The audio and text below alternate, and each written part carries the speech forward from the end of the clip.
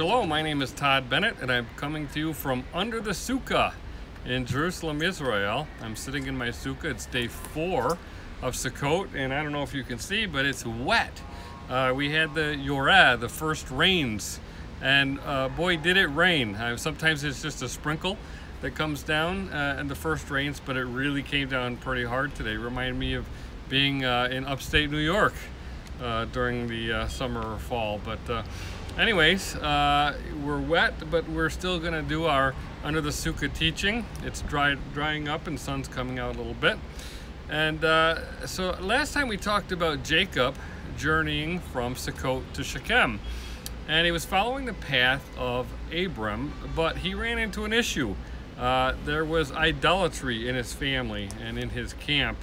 And we know that Rachel had brought idols with her from Padan Aram, and it appears that his entire family had been impacted by their pagan surroundings, and eventually his daughter Dinah was violated by Shechem. So Shechem was not just a place, but he was also a person. And the scriptures record that Shechem loved the daughter of Jacob and was ready to enter into the covenant in order to be with her. And as a result, he and all the men of Shechem were circumcised.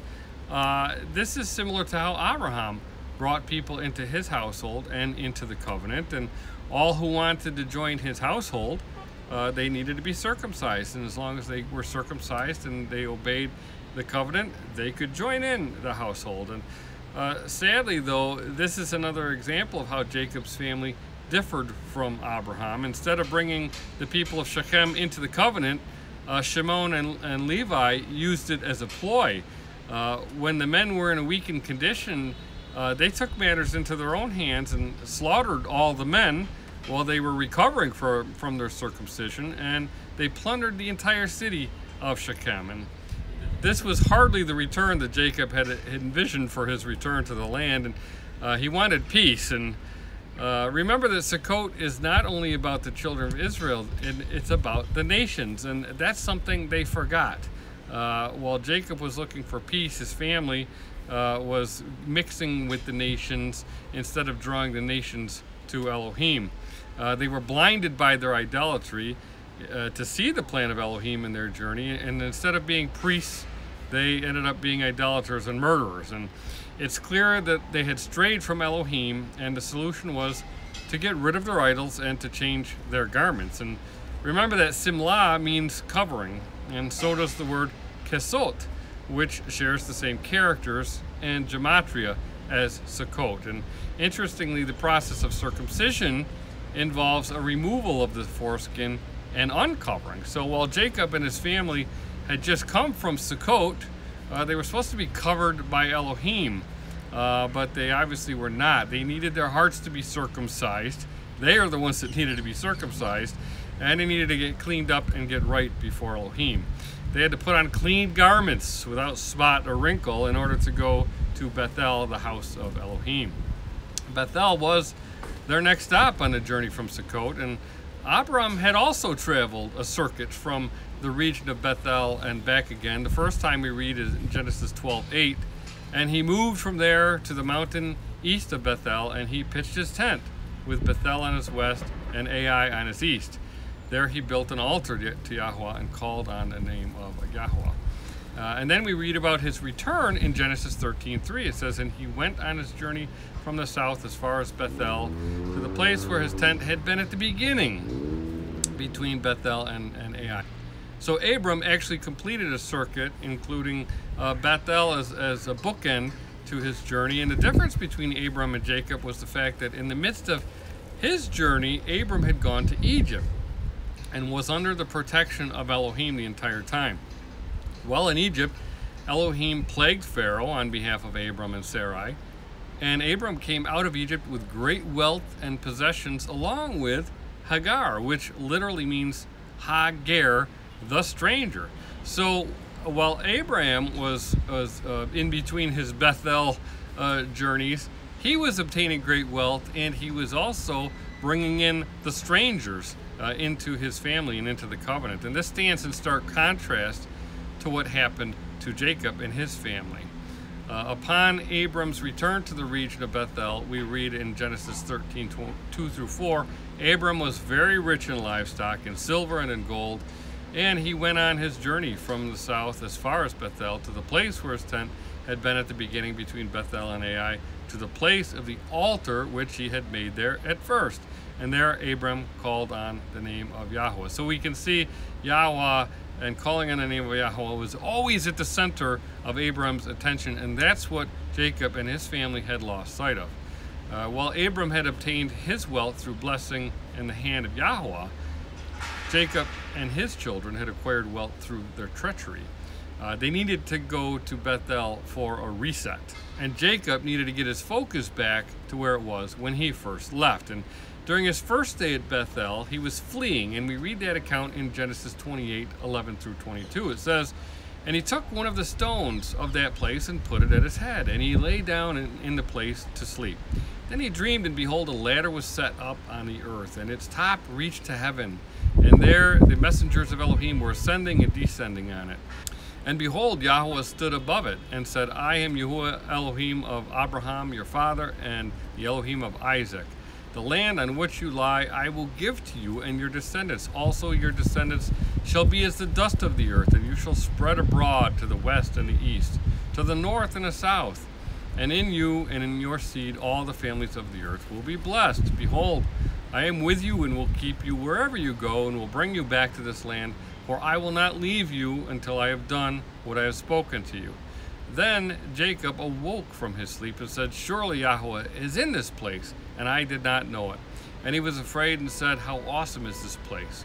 This is none other than the house of Elohim, and this is the gate of heaven. Then Jacob rose early in the morning and took the stone that he had put at his head, set it up as a pillar, and poured oil on top of it. And he called the name of the place Bethel, but the name of the city had been Luz previously.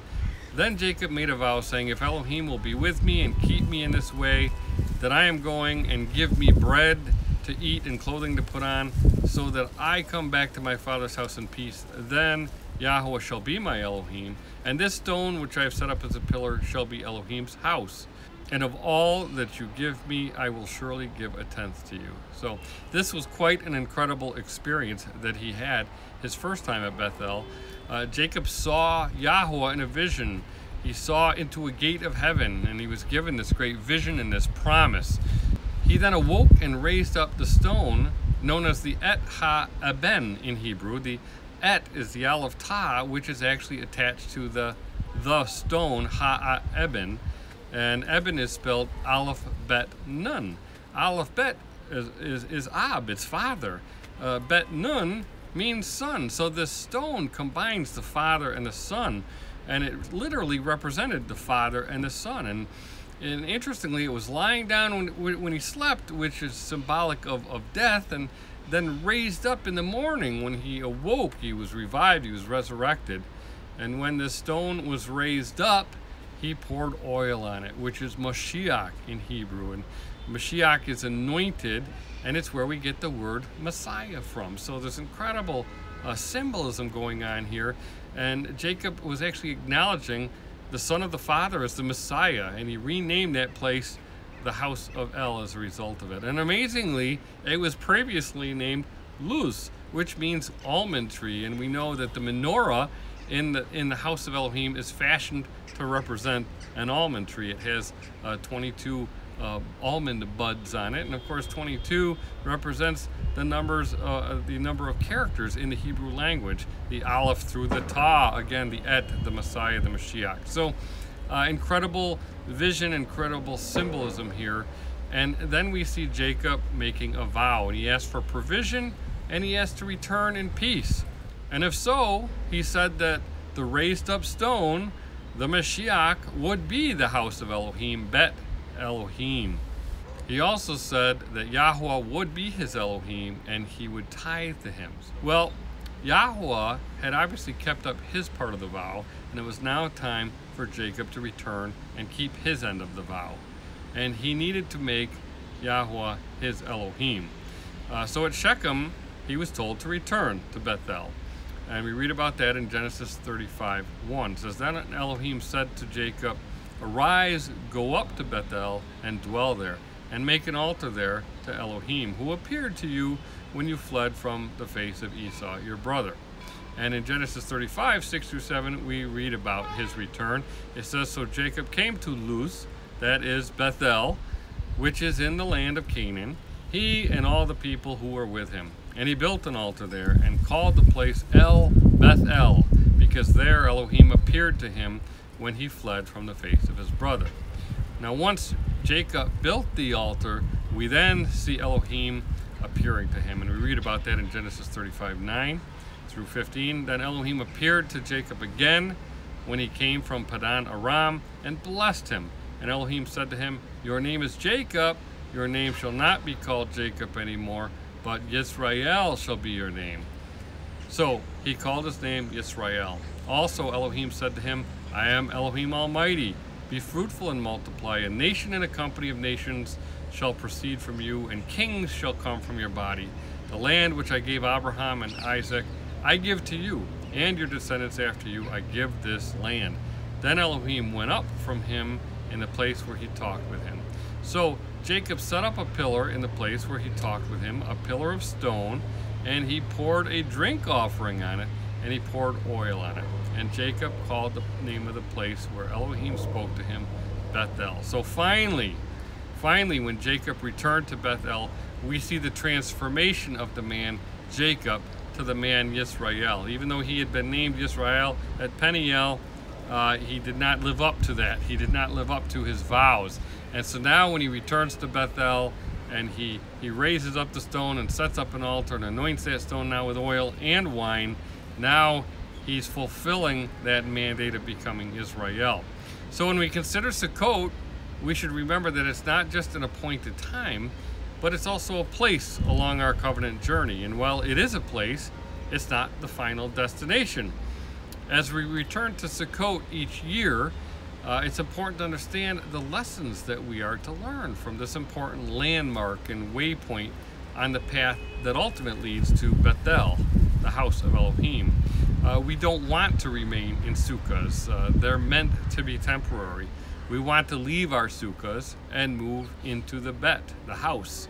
And this is the pattern that we saw when Jacob first moved to Succot. He built a house for himself and his family, and Succot for his possessions. And as we progress through the covenant and join the family of Yisrael, we move out of Succot and into the house.